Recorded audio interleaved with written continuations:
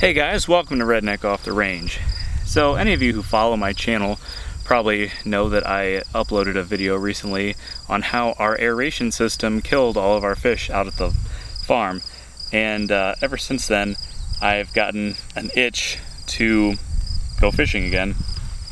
So on our lake at the farm, we had 4 main species. We had bluegill, bass, crappie, and catfish. And then we had some grass-eating carp as well. My personal favorite was catching catfish. We used to go out at sunset and just go out and catch catfish all throughout the night. Well, not all throughout the night, but throughout the, until like 11 o'clock or so.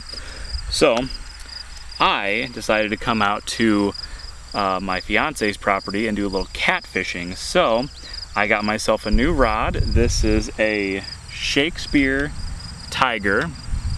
Just a cheap little $28 rod at Walmart. It's pretty thick.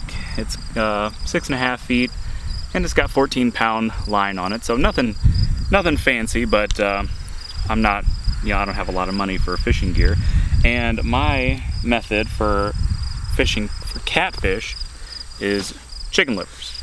So you get a treble hook, which is tangled up right now, and a decent sized bobber.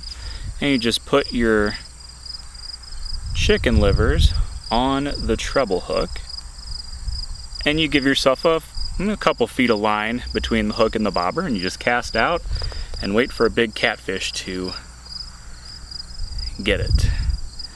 The problem with chicken livers, though, is they come off relatively easily, so we'll see if we catch any catfish out here. Well guys, I got one. He's not big, but after a few misses, I finally got one, so at least I know there's catfish in here. Well, that's not what we were after, but that's a pretty good sized bass. I don't have a scale or anything, but it's bigger than pretty much anything I've caught out of our lake at the farm. At least a foot. Yeah, but how heavy do you think it is? 8 pounds maybe? Yeah, I don't know about that. Catfish number 2. About the same size as the first one. Alright, Nikki's second fish is a catfish. They're all about the same size, I guess. Well, we each got one. These seem to be a little bit bigger. At least mine does. Alright, well I think it's safe to say that this has been a successful fishing trip so far. I was not expecting to catch this many.